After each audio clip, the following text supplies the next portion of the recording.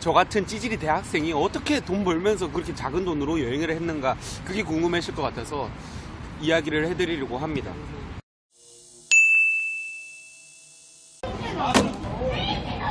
봐봐. 진짜 너무 다른.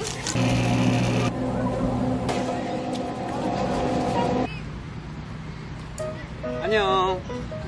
제가 오늘 이야기하려고 하는 거는 어떻게 돈 벌면서 세계 여행할 수 있느냐, 이 이야기를 해보려고요.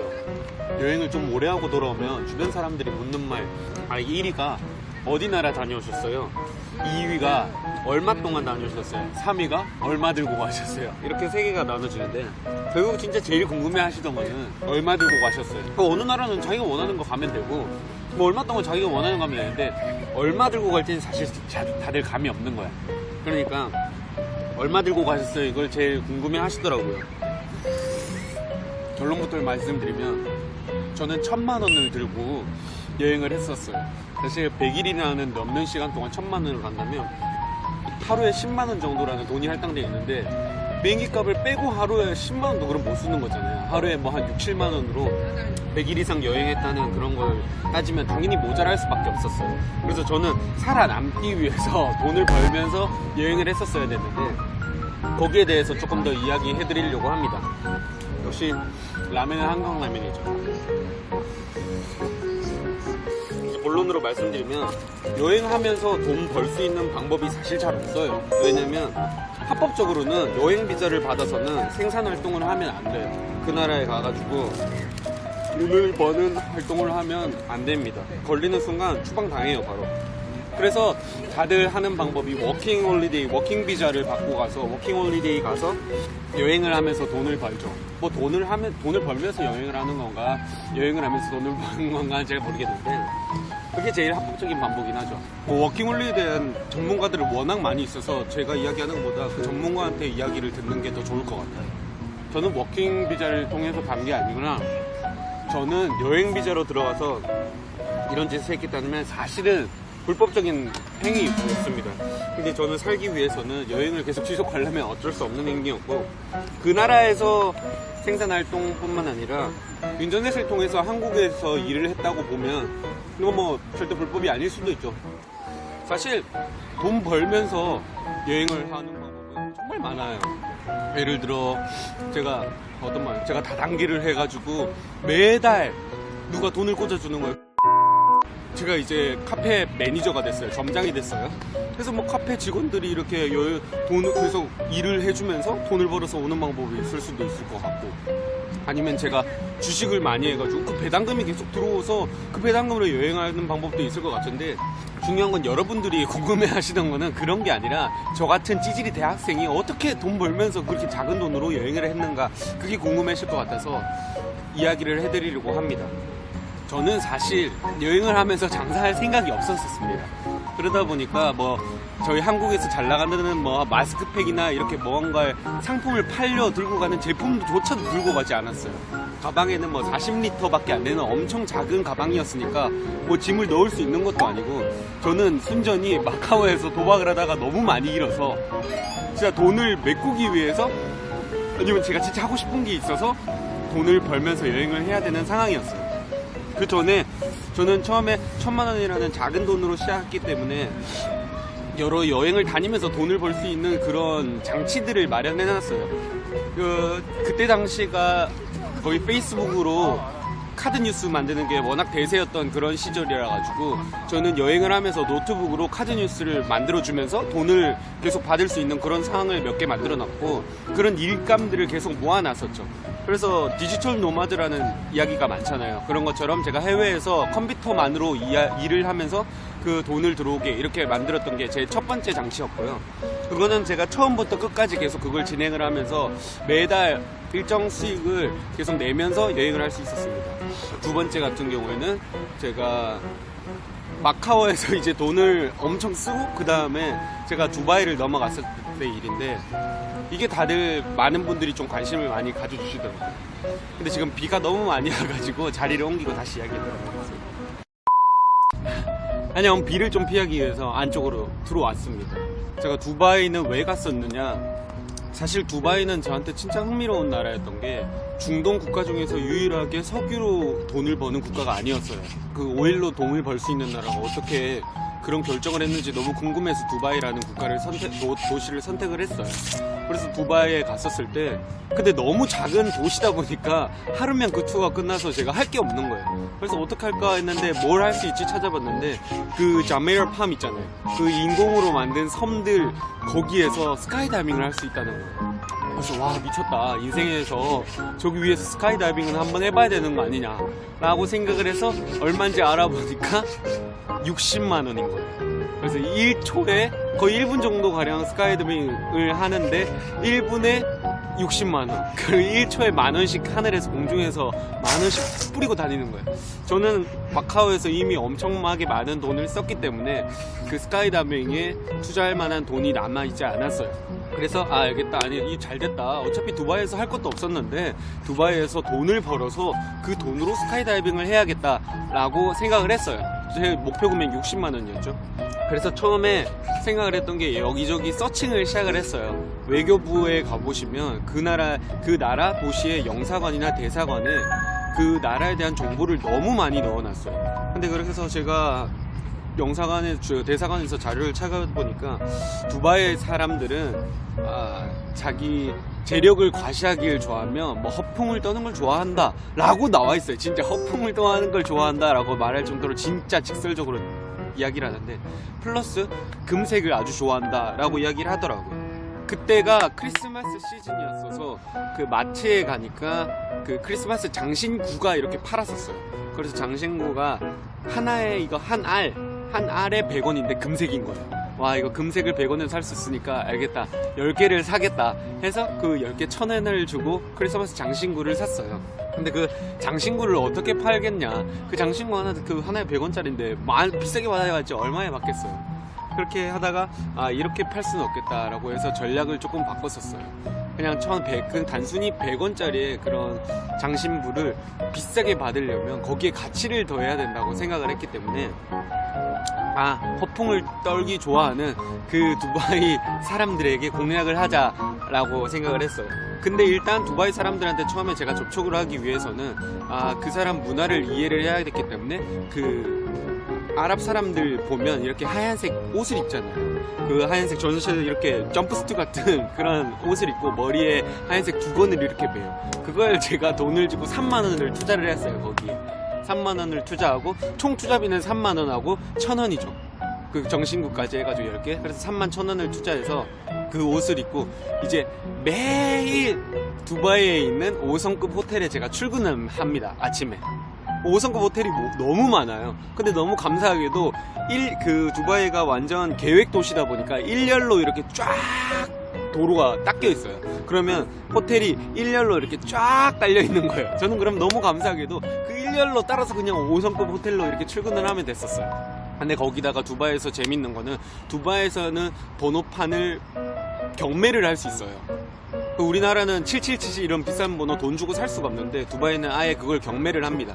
1의 자리 숫자 싱글 디짓부터 그 5자리 수까지 이렇게 판매를 하고 있어요. 그러면 1번, 2번, 3번 1의 자리 숫자는 거의 두바이 왕족들이 사용을 하고 있고, 10의 자리 숫자 같은 경우는 진짜 돈 많은 사람이 쓸 수 있겠죠. 그러다 보니까 저는 지나가다가도 그 호텔 앞에서도 진짜 11번이다 그럼 엄청 그냥 뛰어갔던 거예요. 그냥 말을 걸기 위해서.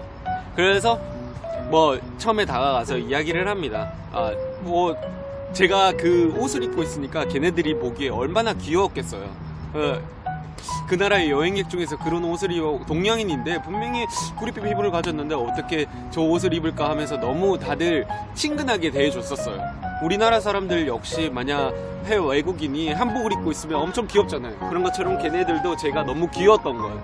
그래서 나는 시현진이고 막 여행을 하고 있다, 지금 이런 상황이고 막 이런 걸 이야기를 많이 했었어요. 어떤 이야기를 했었냐면 나는 한국에서 사업을 하고 있었고 여행을 지금 다니고 있는 중인데 세계여행을 하고 있다. 근데 세계여행을 통해서 뭐 이런 걸 배우고 싶고 나는 이런 나중에 비즈니스를 트고 싶다라는 이야기를 많이 하면서, 걔 역시 당연히 돈 많은 친구고 거의 웬만하면 사업을 하고 있는 분이었었어요. 그러면 나중에 마지막에 명함을 서로 교환을 했었습니다. 그래서 명함을 교환하면서 우리 서로 비즈니스를 할 때가 있을 것 같다. 나는 한국이 너무 기회의 땅이라 생각하고 한국에 지금도 사업을 진행하고 있고 나중에 너랑도 같이 한번 진행하고 싶다라고 이야기를 마무리를 했어요. 그래서 이제 이야기를 하고 헤어지기 전에 그 금색 저희가 그 100원 투자한 그 금색 볼이 있잖아요.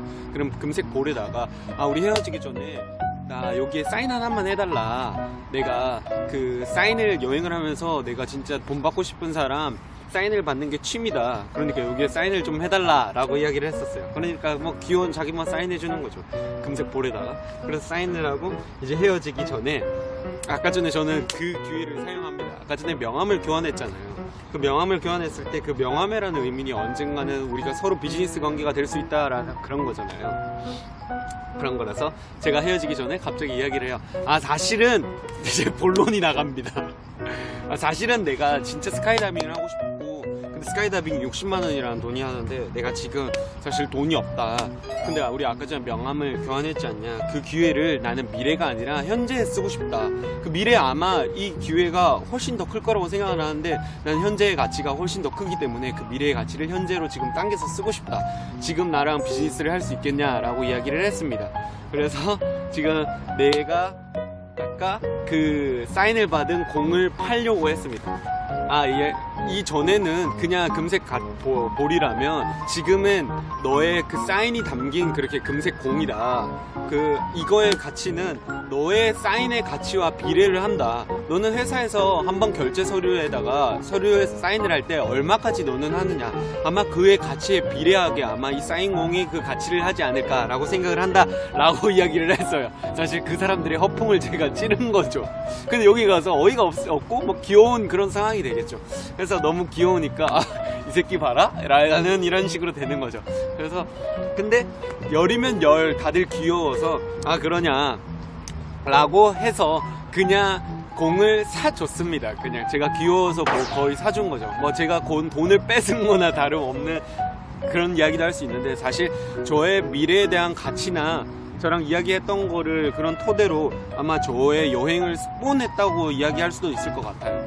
그래서 그러면 내가 너한테 그냥 금색 공을 그냥 선물로 주고 거기다가 내가 그 돈을 좀 지원을 해주겠다. 대부분 이러세요. 그 공을 다시 누가 이렇게 들고 갈 수는 없잖아요, 그거를. 그래서 다들 그 금색 공을 저한테 선물로 주고 언젠가 연락을 하자라고 하고 제가 스카이다이빙에 대한 돈을 지원을 해줬습니다. It's the summer in the city, like very young again. Yeah, it's summer in the city.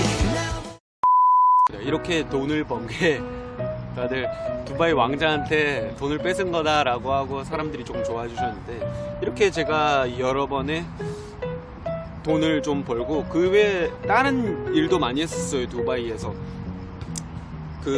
두바이에서 정말 멋진 형님을 만나서 한국인 형님을 만나가지고 그 형님이랑 같이 여러 장사를 했었는데 물론 이거는 성공하지는 않았었어요. 두바이에는 요즘 유행이 많이 해서 신혼여행으로 다들 많이 오십니다. 신혼여행으로 많이 오는데 경유를 두바이로 하는 경우가 많아서 며칠간만 묵고 떠나요. 한 1, 2일 묵고 떠나는 경우가 많아서 다들 두바이에는 그렇게 신경을 많이 못 써요. 두바이에서 뭘 해야겠다라는 생각보다는 그냥 호텔에 그냥 들어갔다가 나와서 그냥 조금 구경만 하다 가야겠다라는 그런 게 많아서 저는 한국인 신혼여행 대상으로 투어 회사를 만들었어요. 뭐 회사는 건 아니라 팁 투어라는 걸 만들었는데 유럽에서는 그런 게 있어요. 제가 그 투어를 시켜주고 그 투어가 만족스러웠다면 팁을 주고 그런 문화 여행 프로그램이 있어요. 그런 것처럼 저는 두바이 사람들이 아니라 두바이에 신혼여행 온 그런 신혼부부들에게 다가가지고 팁 투어를 내가 해주겠다. 여기에서 나는 세계여행을 하고 있고 지금 두바이에서는 거의 열흘 정도 묵은 상태였어요. 그래서 두바이에 대해서 전 진짜 완벽하게 분석을 다 했고 너한테 진짜 완벽하게 진짜 해줄 수 있다 라고 했는데 다들 좀 신혼여행이잖아요. 단 둘만의 시간을 다들 보내고 싶었나요? 봐요. 좀 많은 분들과 컨택을 했는데 이거는 돈을 벌지는 못한 그런 거였고 이 외에도 두바이에는 사실 이런 썰들도 많았었어요. 두바이에서는 거지들이 진짜 돈을 더 많이 번다 라고 해서 제가 진짜 궁금해서 한번 가봤었어요. 매주 금요일이 아마 미사날이었을 거예요. 그 정확히 무슨 요일인지 기억이 잘 안 나는데 미사날에 가면 엄청 많이 모여요. 당연히. 그러니까 그 시간대마다 우리나라처럼 한 8시 미사, 9시 미사, 11시 미사 이렇게 있는데 그 미사에 가면 거지들이 기다리고 있어요.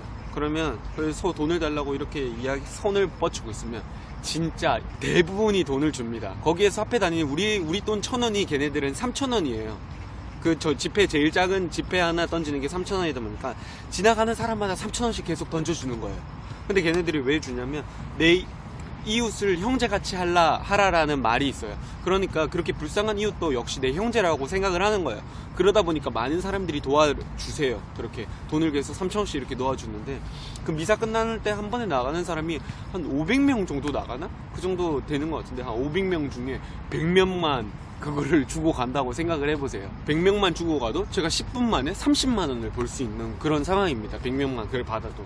그러다 보니까 그냥 돈을 받고 가는데 사실 그렇게 하다가 걸리면 진짜 큰일 나요. 사실. 그리고 남자는 그런 행위를 하면 안 된다고 해요. 거기가 완전 남성 우월적인 곳이다 보니까 보통 여성분들이 그런 걸 하는데 많지는 않고 한두 분 정도 계세요. 그런데 꽤 많이 돈을 벌고 가시는 것 같더라고요. 그런 법원도 있는데 도저히 저는 그거는 못하겠다 생각해서 그거는 그냥 구경만 하고 진짜 이게 돈을 벌 수 있는 건가 제 눈으로 확인을 하고 간 그런 상황이고, 하나는 제가 버즈알아랍이라고 너무 좋은 호텔인데 거의 7성급 호텔이라고 하죠. 거기 가고 싶었는데 거기에 못 갔어요.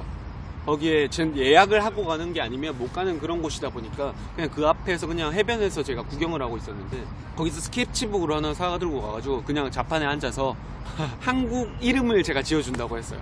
그런 게 궁금하잖아요. 제가 중국 이름은 내가 뭘지? 내가 이름이 시현진인데 내 중국 이름을 뭘까?